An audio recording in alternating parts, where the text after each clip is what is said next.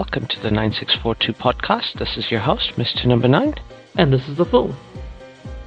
This is where me and The Fool give our Unqualified and unrequested. ramblings on the various issues in the world of sport. Or something like that.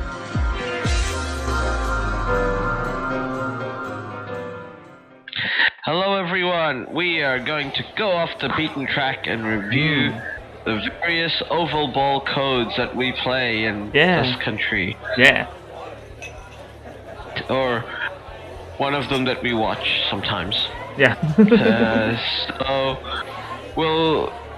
Yesterday, New Zealand time, we had the finals of the NRL. Yeah. Another exciting game. Yeah. And to nobody's surprise, the Penrith Panthers make it a 4-peat. Yeah. I think that was, pretty almost foregone. They've been clearly the best team this year, as they have been the last couple of years. So, I mean, they did come up against perhaps the team that had the best defense of the competition in the Storm, but the Panthers still managed to run some in and kept the Storm attack at bay. And, the Storm attack, I think it's maybe one of the few times in the year they've been kept to single digits. So, it was just all out outstanding by the Panthers. It was just a clinical, well-oiled game where they just played peak rugby league, really. Pretty much. And the Storm team smashed the Roosters getting into it, so it's not like they were just cruising through. You have to go back to the 15th of August before they scored less than 30 points in a game, and that was against the Panthers, who they bet 24-22. So and there's not many games where the Storm scored less than 20 points. Just a handful of games where they scored less than 20 points. And I say, this season I don't think it's a game at all where they scored less than 10. One against the Panthers as well. So in one of the early rounds they beat the Panthers 8-0. And that was the only time this season the Storm have scored less than 10 points, other than the grand final. So I know the Storm did the double on the Panthers, but you always feel like playoff Panthers is different to regular season Panthers. Yeah. I mean, this is what they've built to over the last 4 years, right? They've just become a playoff machine. Yeah. And they did come second, so it's not like they were miles behind. No. The Storm and the points table. Yeah. And then we had our usual suspects: the Roosters, the Sharks, the Cowboys, the Bulldogs, the Sea Eagles, and the Knights. Unfortunately, it was only to be a one-season wonder for us last season. Us and the when Broncos. It came to the Wars. Yeah, the Broncos also. At the beginning of the season, we were predicting the Broncos and Warriors were top 4 last year. Broncos were second even last year, right? And both of them, didn't even make playoffs this year, which was against our predictions. We thought the top 4 was maybe not top 4, we were going to be top 8. But Broncos and Warriors were like, nah, we're not going to have good seasons this year. It's fine. So the Warriors did the Warriors thing. That from the Warriors, but I'm surprised that's happened to the Broncos. I was surprised about the Broncos too. Yeah, the Warriors did the Warriors thing and kept the mathematical chances alive till nearly the final round. Yeah. And in the end, they were only 4 points away, and the Warriors were only 5 points away from qualifying for the playoffs. I mean, that is just a sign of the NRL, right? The NRL is always super tight and super competitive. And, Absolutely. Say, even the Titans were a little bit more below us, 3 more points down. Eels, 5 points below us. Then, Eels, Rabbitohs, West Tigers, probably the least of everybody. You say that's 20 and 18 points at the bottom of the table, so that's 10 points. 10 points? No, 10 points for the Eels and Rabbitohs off the top 8, which is in this competition definitely a lot. But, I mean, they're still 7-6 wins. Third of their games of the things they win. So yeah, I mean, it's not the best record with 6-18, No. but like the fact that you get 6 wins means someone dropped that many points yeah, on. and yeah, I mean the West bottom tier Tigers team. were not very good this year. They still managed 6 wins. So Yeah. But that being said, I think the season was really, really exciting, especially if you were in the mid-tables. Like, I think the top end of the table looked like it was going to go yeah, out to like a lead pretty quickly. But yeah, the mid-tier was exciting, and then as you said, we just all waited until mathematically our teams got eliminated from being able to qualify for the postseason. exactly. I did like basically. I did like some of the CACC and Mad Monday podcast stuff. So just pointing out that even with the last weekend to go, the Warriors were still a mathematical chance if there was a couple of teams that had salary cap breaches and therefore got dock points. So that was peak Warrior support, really. To include other teams being dock points and still mathematical chance. Oh yeah. There's always a chance, right? Yeah.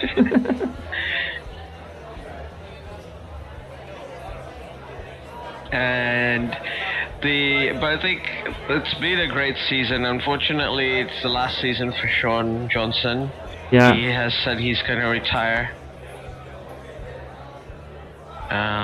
Yeah. But it's Sean Johnson, so he might come back out of retirement next season. Who knows? Who knows? I think probably not from the sounds of things, but yeah. Well, we'll have Roger Tuivasa-Sheck to lead the team. And he was his position was being experimented with this season, so I think Webby will get more out of the team this season.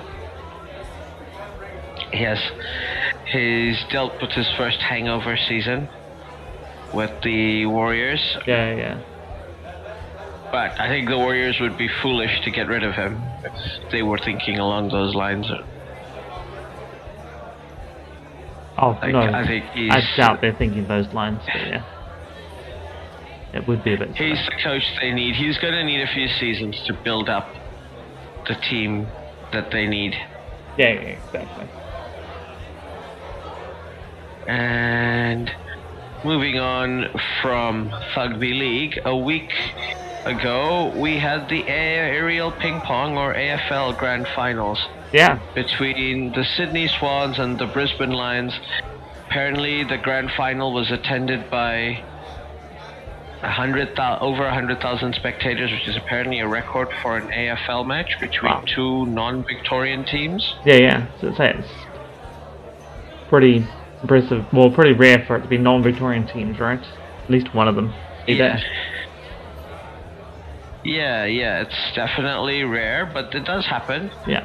This occasionally AFL goes through a phase where the leagues, the teams outside Melbourne are stronger. Yeah.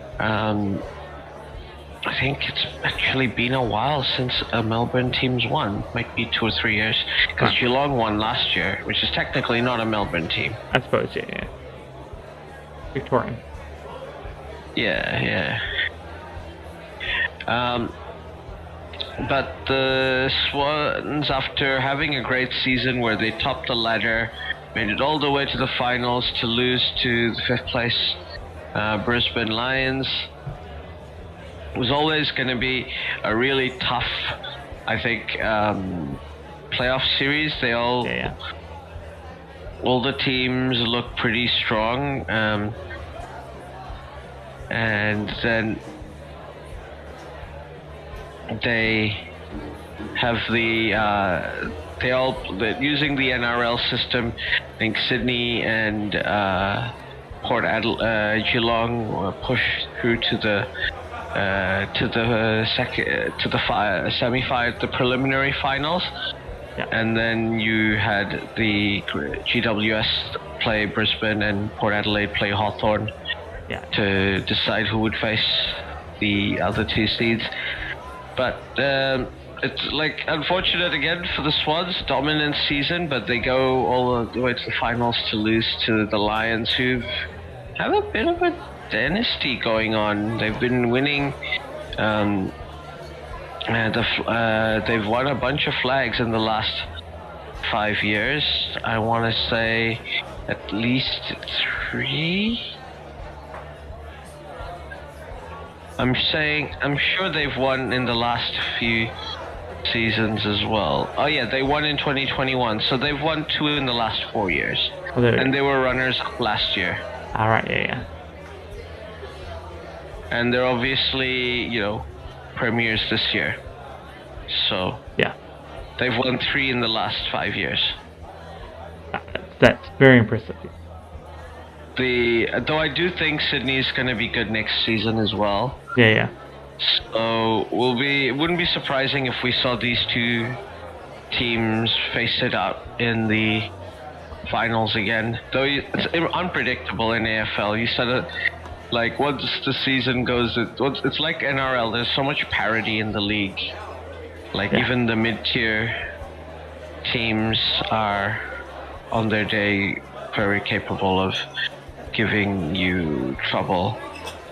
Yeah, it sort of looks that way. You look at the table, and, like, there's not a lot of points between some of them. Like, you look third to 10th was only 10 points gap. Isn't a huge amount.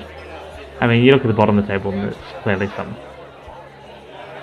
also rans down there, and say Sydney was looking pretty good, but they're still only 68 points, so it's not like a huge gap in there. So you're right, like, I can see how it doesn't take it takes a few bad results or an unfortunate result to go the wrong way for you, and you might be having a tougher draw to get through the playoff systems and stuff. Looking at the news, apparently the AFL are also looking for expansion, just like in that episode of Utopia where they said it was a bad idea to build a stadium in Hobart. They're going to build a stadium in Hobart and have an AFL franchise there. That's nice. And so this will be the first new franchise in 16 years added.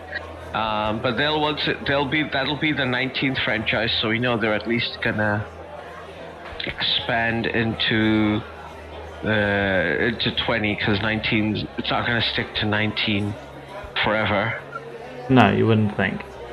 I see. No, they've already got some bids for the 20th, I think. ACT and potentially an Auckland-based one is within their future proposal option. They do want to expand to either Auckland or PNG, but I think more likely Auckland. Yeah. Northern Territory's got an option. Third Adelaide team. Yeah. The third Adelaide team, maybe a third South Australia team, but no, but then there's also a thing for another WA team. Yeah. And they're always talking about that. Yeah. We'll see where that all goes. Yeah. But it could be fun to have an Auckland-based team. Adds a little bit more interest here. Just add another. They want to have all the Australian leagues just about as with a New Zealand team in it. Yeah, so we'll be in an Auckland-based Rugby League, AFL, Yeah, Rugby League. And football as well. Yeah. Got the Breakers for the basketball. Yeah. Did have the Tuataras for the baseball, but I'm not even sure if the Australian Baseball League's still going. It is still going. I don't know if the Tuatara are still part of it. No, the Tuataras stopped over COVID, and then I don't think they ever joined back in. They changed to having a a basketball team in the New Zealand National League. So they've gone from being a baseball team into a basketball team? I think it was sort of, they were already putting a basketball team in at some point, and it's sort of just more the baseball team. The baseball team sort of just stopped. Oh, right, they bought Auckland, but Tuatara already existed. The baseball team wanted the name, so they bought the basketball team. Ah, right, I see. That's how they did. Yeah. They returned after COVID, but went into liquidation. Ah, yeah. But they did make a final, so Yeah. good on them. Good on them. And they were getting decent crowds, and it was pretty fun It was going pretty to their fun. games. Yeah. I mean, it's convenient for us because it's in Albany, but Yeah, that was the big attraction for it. Yeah. Looking on from AFL, we just finished the Rugby Championship. To nobody's surprise, South Africa are still good. Yeah. Still the best team in the world, probably. Who would have thought?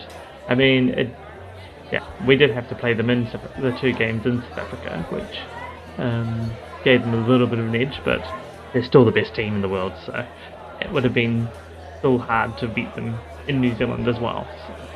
Yeah. But yeah, it's safe, to nobody's surprise. I think the biggest surprise, really, well, not surprise is the wrong word, was just how good Argentina were. The fact that they beat South Africa, New Zealand, and Australia. They beat everybody once throughout the season, which was very impressive. And also, that make it even more impressive, they beat New Zealand at home. Yeah, New Zealand in New Zealand. Yeah. I think. In the Wellington Stadium. Yeah. Then they beat Australia and South Africa in Argentina, right? But yeah, they managed to beat New Zealand here down at Wellington. It was very impressive. Yeah, Australia, other than having a close game against New Zealand. Yeah. And the one where we threw it away nearly. Yeah, the one hosted in Australia, then the one in New Zealand got thrashed, and they effectively got thrashed in every game. Argentina smashed them. Yeah. The only game they managed to score, go above 20, though they did win against Argentina, a sole win against Argentina. Week 1, yeah. No, not week 1, week 3, sorry. Yeah, the first game against Argentina, they won, and then Argentina put 67 points on them the next week. So, yeah. But, Australia's woeful at the moment, though. It's just not very good. They need a lot of turning around. It's a tough situation to be in when I think Rugby League has got a much better grassroots system. Yeah. And as does AFL in the States. AFL are played. Yeah. Because rugby, you actually have to pay for subs, and they increase the price. And NRL, up to a certain level in age group, subs are free. Yeah, exactly. Australia's dropped to 10th in the world in the men's ranking. So they're even below Italy and Fiji at the moment. Ireland's still top. They beat South Africa earlier in the year when they toured there in the June test. And I think Ireland are the only ones to beat South Africa this year. Other than Argentina, the Argentinian win. But yeah. And Ireland won that series in South Africa though. They keep top spot above South Africa, who's just above us. And then it's France, England, Argentina 6th, Scotland 7th, Italy 8th, Fiji 9th, and Australia 10th. Even Wales is outside the top 10. I think Argentina is rightfully below Fiji. Australia's below Fiji. Australia is rightfully below Fiji. Yeah. Because Fiji are quite good at the moment. See, this is where relegation promotion would help. Yeah. But it was interesting because I was listening to a cricketing podcast, and the great cricketer were talking about how they said rugby is a hard sport to watch if your team's not good. Yeah. Because, it's sometimes really difficult, even if you've played the game growing up, to understand what's happening on the field. on TV. Yeah, it can be, yeah. And like it's an eternal, it seems to be an eternal issue.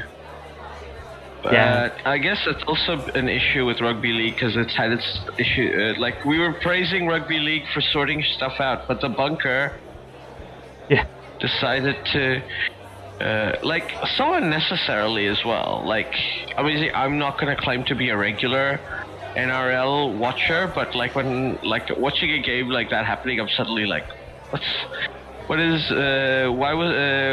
would you make a call like that?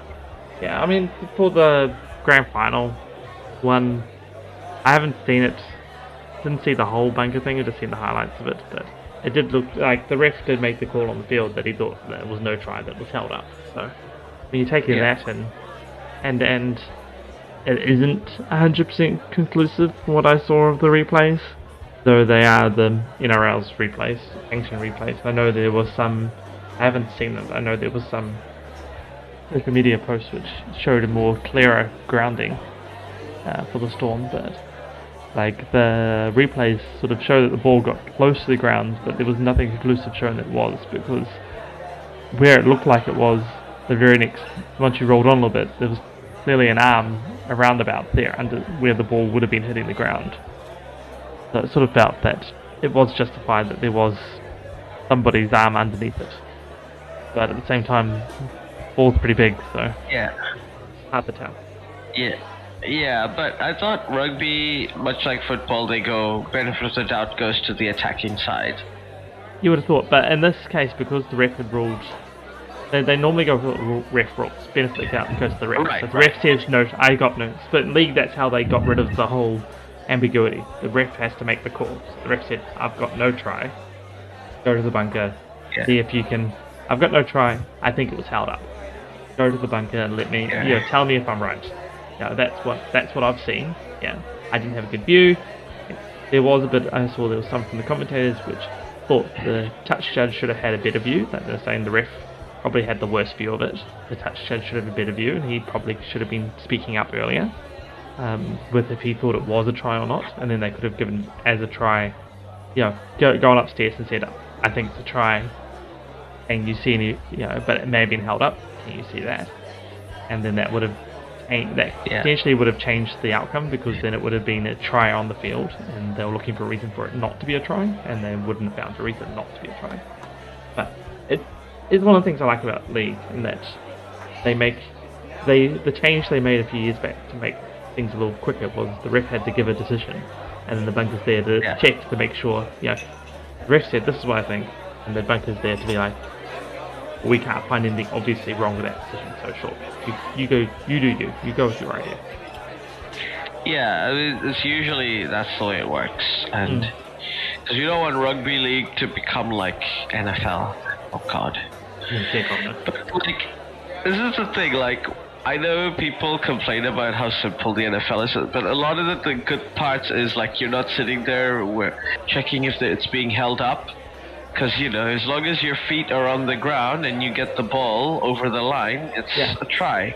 It's a touchdown, right? Touchdown, like, your feet don't even have to cross the touch line. You just have to get the ball over the line, like, with your arms. As long as you're holding it, like, and you've got both feet grounded. Yeah. That's it, right? You got to have your feet grounded, and you've got to get the ball. Yeah, it's got to break the plane, or whatever they call it. Yeah. And like, it's so easy to find out. Like, we do occasionally have to do replays over and over to see both feet are, not out of bounds or something like that. Yeah. But like, those are much easier calls to, like, work out, rather than figuring out if someone's been held up or not, or if they got just enough pressure, got enough pressure to consider a try to touch down a ball. That's like takes up so much time. Especially if something's being held up. There's multiple bodies involved in this, which makes any camera angle like horrendous. Especially in this one with the Storm and the Panthers, because there was like 4 Panthers players diving in there trying to stop the Storm player. Like, that's a lot of people in the way. Like, to get a good camera angle, that's going to be almost impossible, as it was shown. Like, they didn't have a clear camera angle on it at all. So. Yeah. I mean, maybe they'll go with the XFL rules because they just say you need 1 foot. That's like touching the ground and stable. All right, yeah. Like, and they said they specifically did that for health and safety, so that like you don't trip, because you're trying to keep both feet inside, and you go to grab the ball that's going to go outside the out of bounds area. So like that's a more dangerous catch than if you just have 1 foot.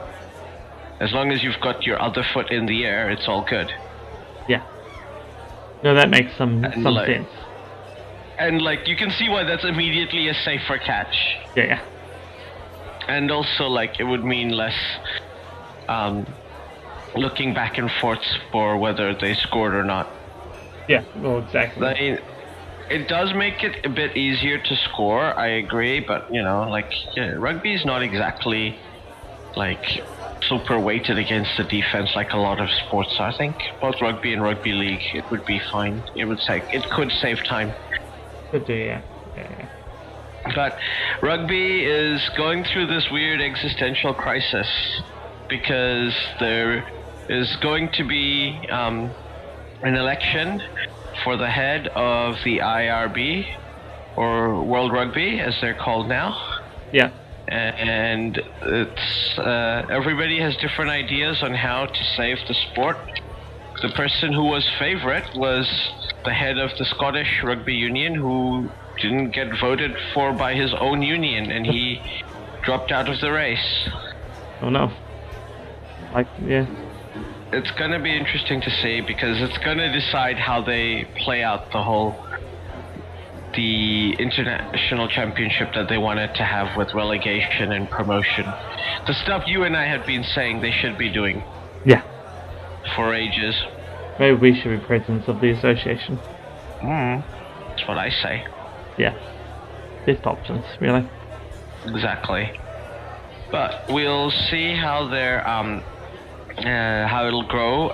That's going to be a big change. But like every rugby country seems to be going, other than South Africa, going through some sort of crisis of faith, right? Australia's having trouble with its grassroots, and like obviously the Wallabies haven't been strong in a long time, not since the 2015 World Cup. Yeah. Where they made the final 12 years ago. Then in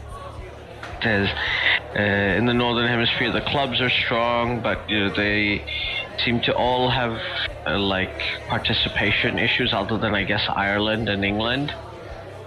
And it's interesting because I saw a documentary recently where there's apparently a similar situation where ice hockey is becoming less popular in Canada. Oh. Because more soccer and basketball are getting more popular, and it's a bit of an analog to New Zealand, because I think rugby is as important to New Zealanders as ice hockey is to Canadians. Yeah. But the whole thing is ice hockey is quite an expensive sport to get into, so it's increasingly literally getting playing basketball, setting up a hoop and a ball, or playing soccer, get a ball and kick around on a field is way cheaper to do than play an ice hockey game. Yeah. And they tried to do get more interest by introducing street hockey, but that just made street hockey more popular. But even street hockey is pretty expensive. You still need to buy the equipment, you need to get the stick, you need to get the padding, and then you need to have the rollerblades as well. Yeah. It's still a bit of going. It's not cheaper.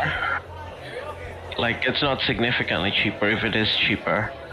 If you're gonna be playing and rugby sort of has that, because you get your club memberships and things like this.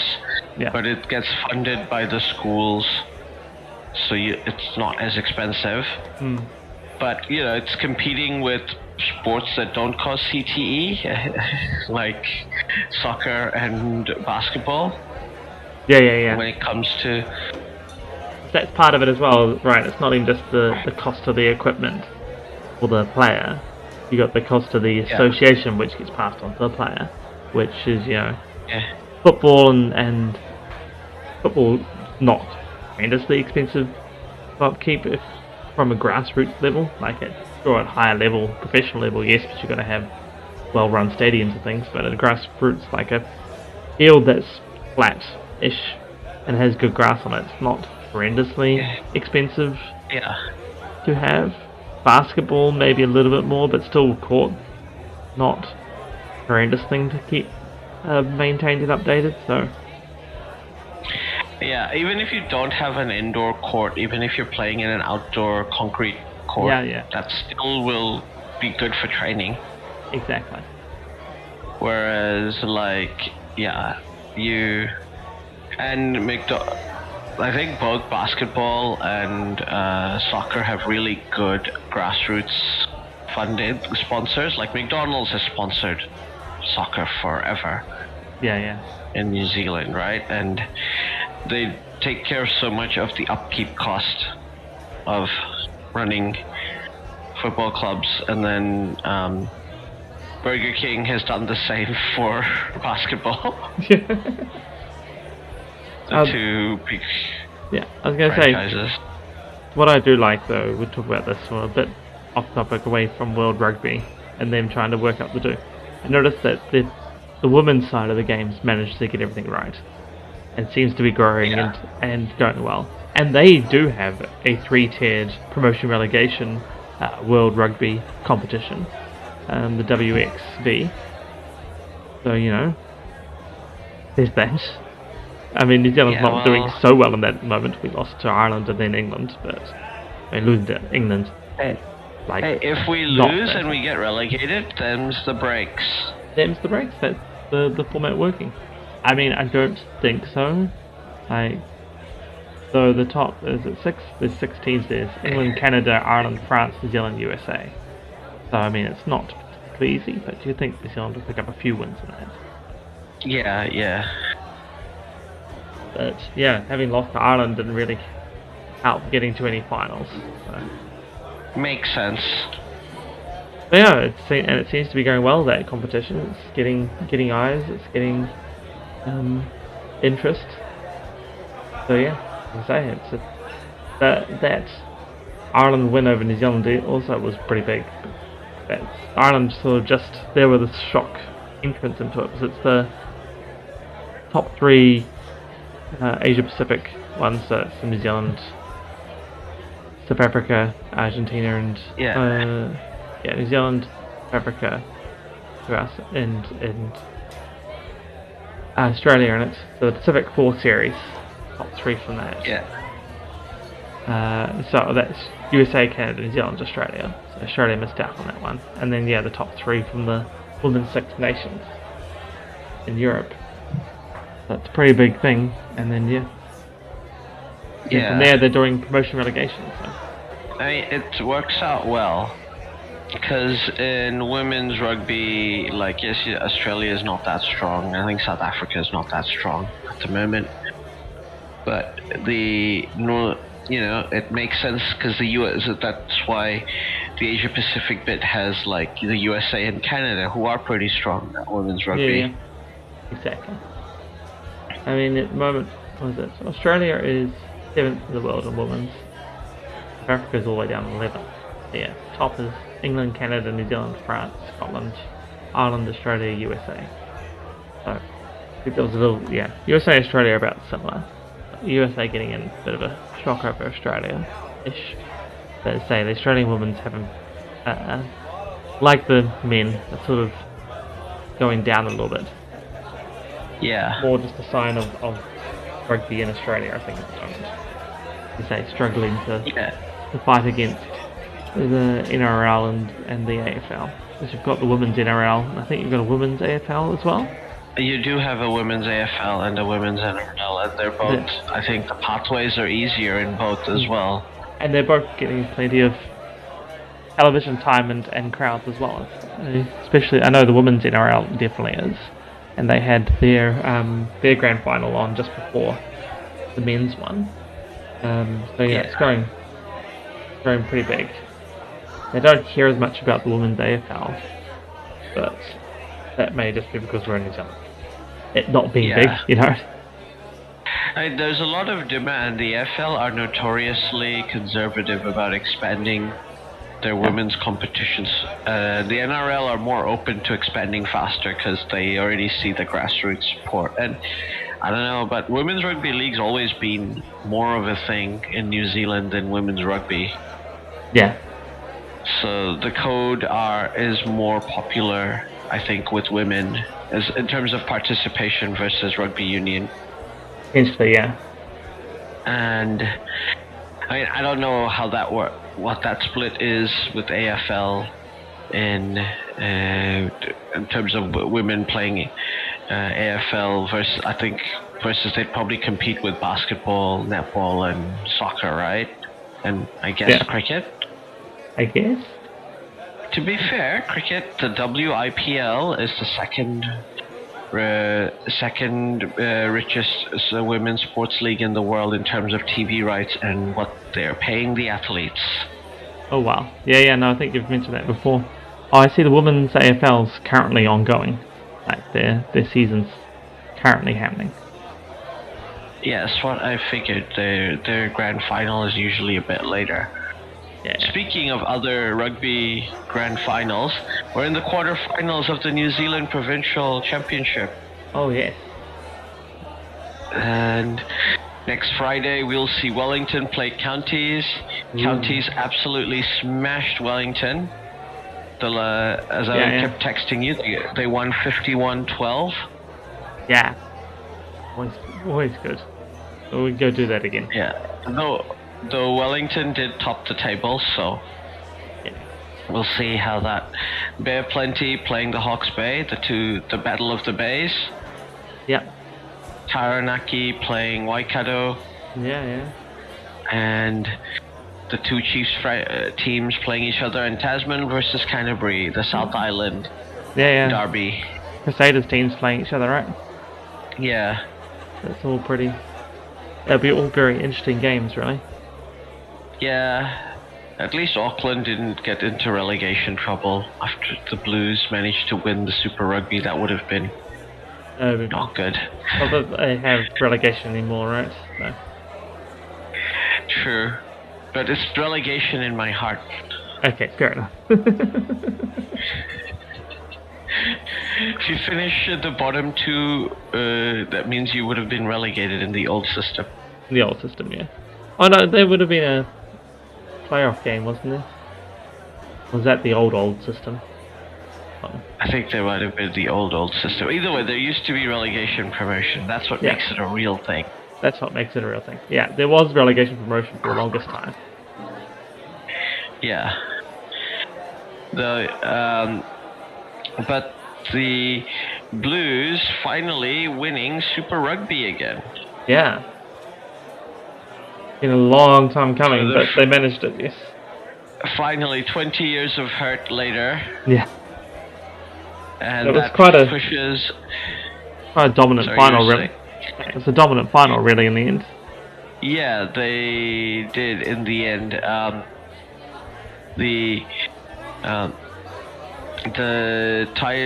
This will be their fourth title after 2003, so that means they're the second most successful franchise now. I think so, yeah. They'll take them ahead of the Bulls.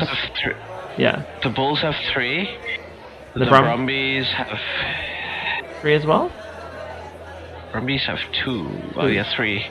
3. No, 2. Do they have 3? I'm trying to remember. 2001, 2004. Yeah. Yeah, no, only got 2. Yeah, no, only 2. And obviously Crusaders have 12. Yeah. The Chiefs have 2. The Waratahs have 1. And the Highlanders and Hurricanes have 1 piece. Yeah. The Reds have 1 as well? Well, they got 1. The Reds have 1 as well. 2011. Yeah. And 2014, when the Waratahs won. That was the same year that New South Wales won a game in the grand final. Sorry, in the state of origin. Yeah. The first time in ages. Yeah. But the Blues also won Super Rugby Aotearoa during lockdown. That counts for me. I'll allow it. Yeah, and finally, since they didn't face the Crusaders in the finals, the Blues managed to win. Yeah, but the Crusaders did not have a good year.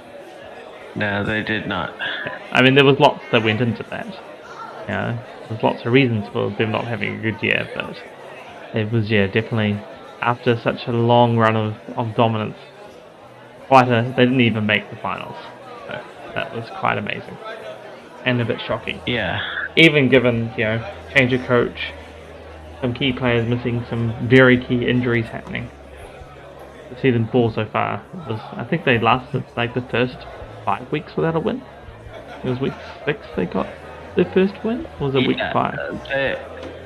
It was pretty long. I mean, they're getting in some reinforcements. Josh O'Connor from the Western Force joining Crusaders. Oh, week 6, week 6 before they beat the Chiefs. That was their first one. And we were wondering, is this when they start coming back? And they immediately lost the Waratahs. Yeah. And then the Force. Yeah. Yeah, no, it was definitely a season of hurt for the Crusaders. But I mean, that organisation itself is pretty strong. So I feel like next season they'll still be pretty good contenders. If rugby is not strong in Canterbury, New Zealand rugby is in trouble. Yeah, pretty much. But we'll see what happens with Super Rugby. There's always rumors of them doing more expansion. At the moment, it's got 12. We've lost the fourth already, haven't we? They've folded, I think, for next year. Yeah. So there's a thing of whether or not the Jaguars will come back, but we'll see how it works out for them. It's going to be Canterbury rebuilding. This will be the first time in my lifetime they won't have a strong team next season, so we'll see how that plays. And obviously there's also the World Cup next year. It's the Women's World Cup. It'll be the next World Cup's in 2027. When we'll see how it plays out. This is the thing with rugby.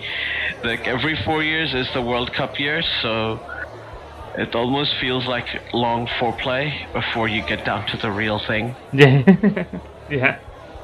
And also, even on the year that you're holding the World Cup, what happens in the Rugby Championship is not necessarily indicative of how it'll turn out. No, exactly. It tends to be definitely more of a testing ground then, both the Six Nations and the Rugby Championship, where each of the big teams sort of just puts out different ideas and see if that works, and goes, and then they're sort of refining, waiting for the World Cup, and then the World Cup happens, and that's the big dance. It's where they bring out the big guns and the big strategies that they've been working on. They've just been sort of edges of it during the year to try and refine parts of it. And obviously players who are injured or have an injury cloud are brought off the bench to start competing. Yeah, exactly. And then really that goes across the whole squad. Like, people's minutes, on the field minutes, is closely monitored in a World Cup year. And so they will definitely rotate through players a lot more than non-World Cup years to try and not have injured players come World Cup. You want to have your best 15 out there. Or best 23, really, available for that whole competition. Absolutely. But I think that's all we have time for today. Yeah. Thanks very much for your time, and thank you for listening, and we look forward to hearing from you next time. Catch you next time.